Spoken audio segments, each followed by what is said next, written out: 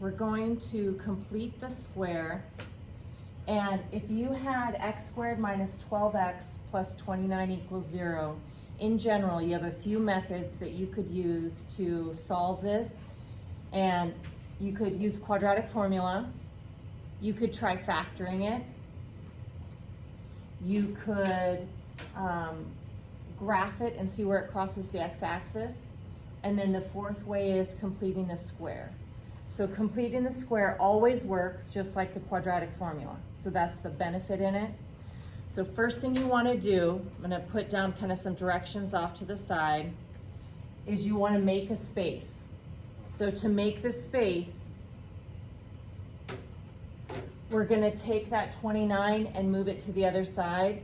So I'm subtracting 29 and I've cleared a space. Okay, so step one, clear some space.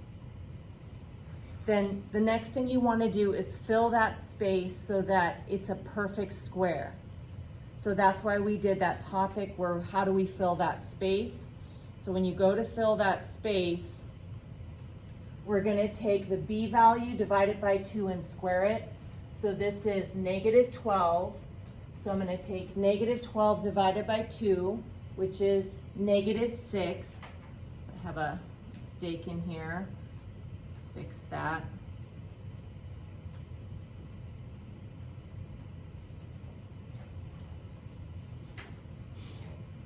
Okay, so we have negative 6. And then after we square it, we get 36.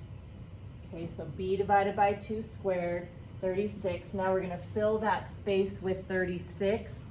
But keep in mind that whatever you do to one side, you're going to do to the other. Okay, so I'm putting 36 here, but I'm going to add 36 to the other side. This is just a reminder, what you do to one side, you do to the other. Now that left-hand side is a perfect square, and you can go through and factor it your normal way, but if you use that technique, you're like, this number here, negative 6, it's not a coincidence that this is going to turn into x minus 6 times x minus 6. Okay, so I simplified that, and then this is, and darn it, I have this in here incorrectly. Okay, so this is x minus 6 times x minus 6. It's not a coincidence. So you have that, it's negative 6, we have that. So I'm going to rewrite this as a perfect square. So I have x minus 6 squared. And now I'm going to, I've factored it, I've written it as a perfect square, and now I'm going to solve by taking the square root of both sides.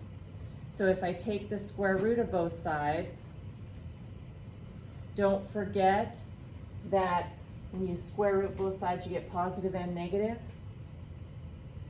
And now to finish getting this x by itself, I'm going to, and sorry, I still have this mistake in here. These are minus 6s. Okay, so to get rid of minus 6, I'm going to add 6, which I'm going to have to fix that. Okay, so add 6.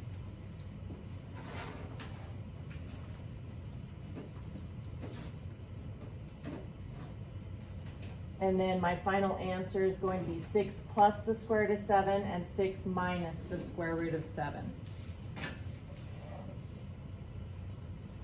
Okay, so 6 plus root 7 and 6 minus root 7.